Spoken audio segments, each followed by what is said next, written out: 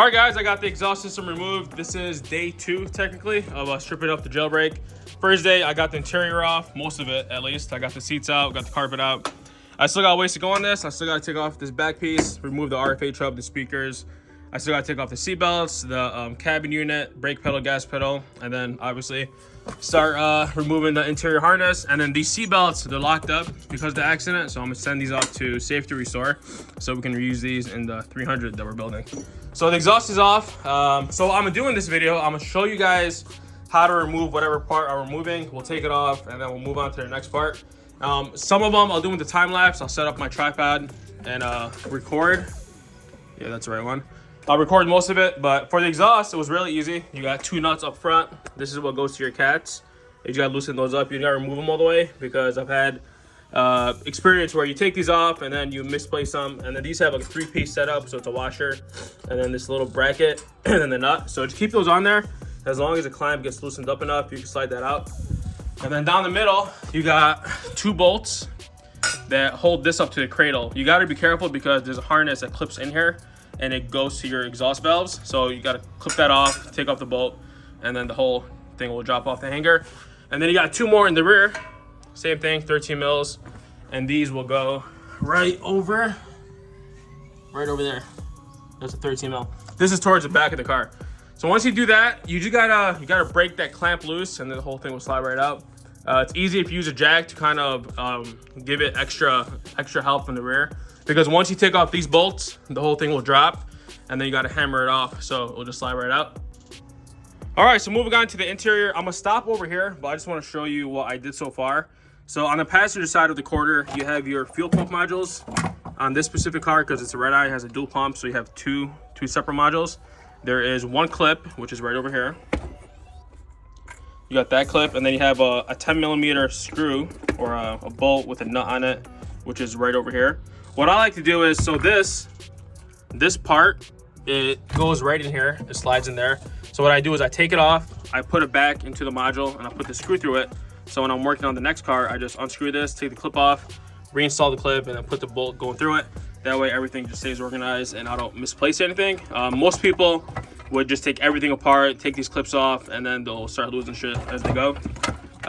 Also on the passenger side is the, I believe this is for the tire pressure monitor. I gotta double check what this is for. No, this is actually for the blind spot. So this over here has 2 clips, same idea. I just keep the clips in there and that will clip on right over here. On the 300s, as far as I know, all this is like preset, so you don't have to drill any new holes or anything like that. All you gotta do is clip those on and they'll sit just like factory. On the driver's side, you have this big module, and this is for the suspension for your SRTs. Same thing, you have 3 bolts that have the same clip. So you got 1, 2, and 3. On this side, you got 1, 2, 3. So same thing, I'll take those off. I'll clip them out. You just got to use a small screwdriver. I'll slide them back into the module just like how you see, and I'll put the 10mm back in it. So when I'm reinstalling it to the next car, I know those screws go for that module. Fuse box just clips right out. I still didn't remove the battery yet. I gotta do that next, but I'm gonna stop over here because I wanna drop the suspension. I still got 1 more harness that comes out of each side. On this side, it goes to the evap canister, which is right over there. But like I said, once we get to that part, I'll show you guys how to do it. The brake lines are already garbage, so usually I'll disconnect it from here. Let me see if the other side is still good. Oh, this side this side's completely gone. So I don't have to worry about taking off the brakes, but usually you'll see it threaded right over here, and then you'll use, I believe it's an 11mm. It's been a long time since I've done one of these, so it's probably an 11mm. You unscrew that. I like to keep them part of the caliper. Other people will disconnect it from here. And I just find that, I don't know, I just don't like doing that. If you take it off from here, I like to take it off from up top. That way when I'm reinstalling to the next car, I just bolt them down right over there.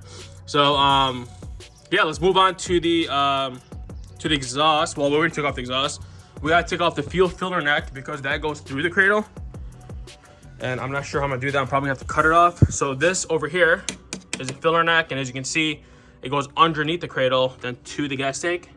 So I'm gonna take off that one screw. I'll disconnect it from the hose right over here. And then I gotta figure out how to remove it. So I'm gonna take off the inner fenders just so I can see what I'm doing. If anything, I'll probably cut it from here. I'll bend it out the way and then I'll drop the cradle. But before we drop the cradle, we have to disconnect the drive shaft right over there. And for that, you'll use a T50. A T50. That's a 47. T50. I'll use a T50. I'll put an adapter on it for a 1/2 inch. And then I'll use this gun over here to remove those. So let's get started. I'll take off the drive shaft and then we'll drop down the rear cradle.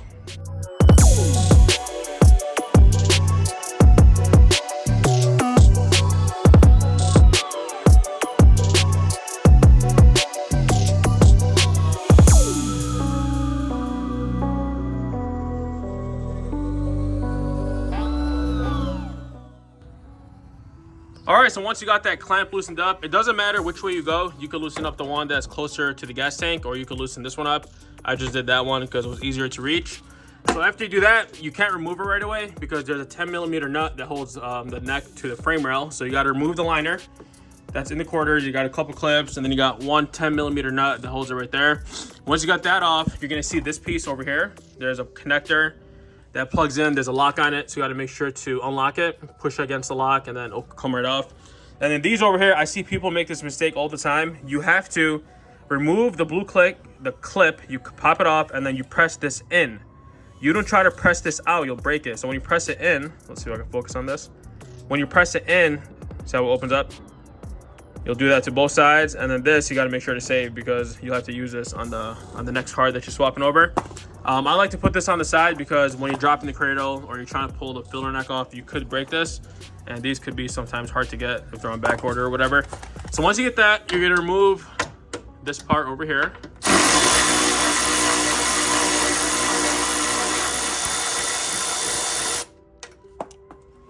That's that. I mean, obviously this one's already bent. I'm probably gonna have to get a new one of these unless I have one sitting around at the shop. Hold on 1 second. Okay. This part is already broken. The problem is trying to feed this through because the quarter panel is pushed in. So what I'm gonna do now is I'm just gonna go under here because this is loose now. I could just probably push it off. Let me see if I can do this while recording. Okay. I do smell gas, so it does have some gas in there. All right.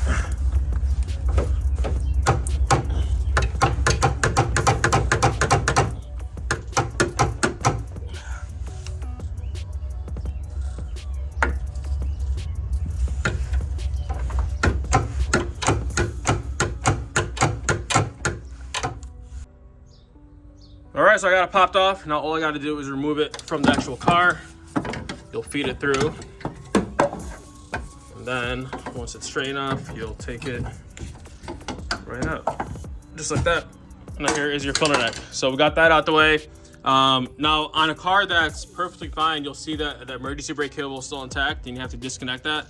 But on this one, it got ripped off when the suspension got torn apart. So now I'll show you guys how to disconnect the harness. On this side, it's already popped out. I think this one goes to the shock. Yeah, that's for the shock. But we got to do the drive shaft first. We'll take off the drive shaft, then we'll take off these plastic pieces, and then this cradle will be ready to drop in probably like 20 minutes.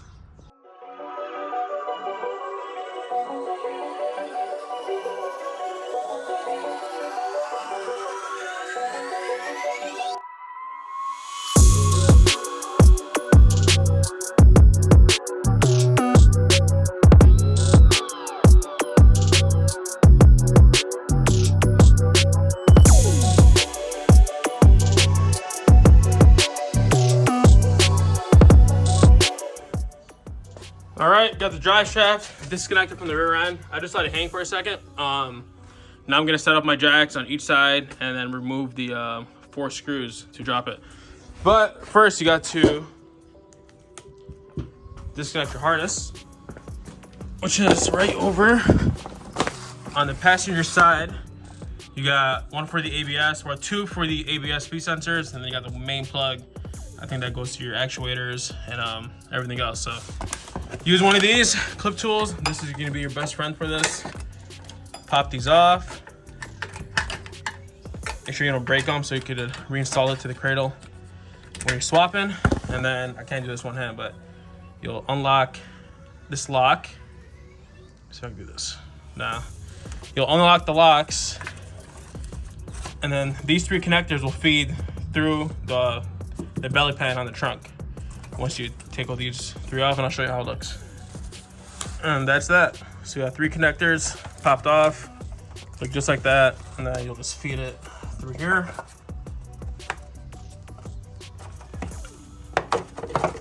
And that will come out with your body harness. These will stay with the Cradle.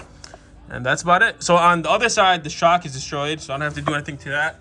But on this side, you got those two, I think they're 15s or 16s. We'll take those off, and then that'll come down with the Cradle. So let's get set up. I'm gonna use that jack over there, and then I'm gonna use this jack over here. I'll put it on both sides since I'm working by myself, and then we'll drop it all down.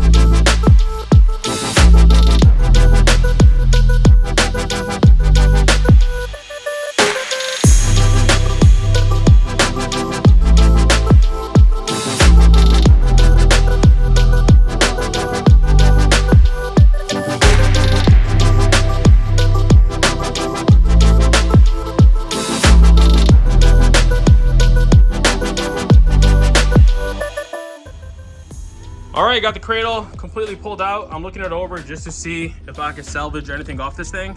And there's honestly not much. The axle shafts are both messed up. As you can see, this one's ripped apart. The other one's completely missing.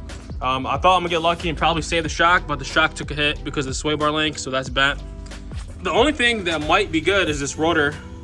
And I can't be 100% about that until I spin it to see if that's bent or not.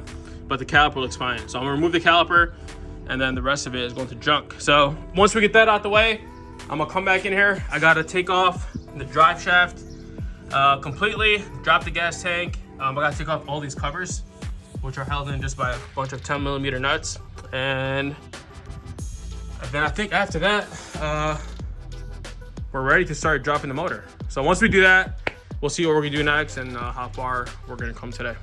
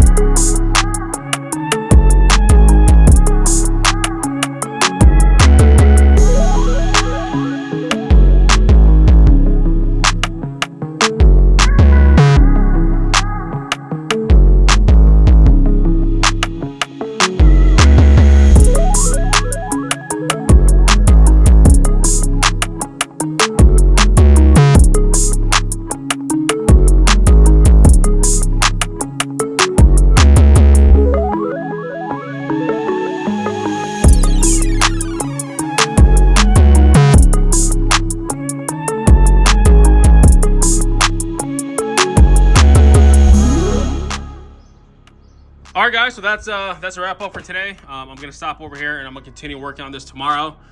Tomorrow we will take off the cowl, take off the PCM, take off this bar. We have to disconnect the heater hoses from the firewall, disconnect the fuel supply from the fuel rail, which goes over here. I'll show you how to do that tomorrow. And then after that, we're really good to go. We gotta loosen up the suspension, take off the upper control arm bolt, and then I'm gonna use my new tool and see if that's gonna work for us. But now I have to start organizing. That's why I'm gonna stop here pretty early. It's a weekend, so I'm not trying to work all day. I'm gonna set up everything over here. And then the next day, so tomorrow we'll be dropping the motor, the suspension, getting that all out the way. And the next day I'll finish up the interior, take off all this stuff that you see here, and then get this shell out of the garage. And then I think by Monday, the 300 should be in. It's gonna ship out from Texas. So once that's in, we'll bring that in, strip it, and then start doing this jailbreak swap. So hope you guys enjoyed. If you're new, make sure you subscribe, hit that like button, and I'll see you back on the next one.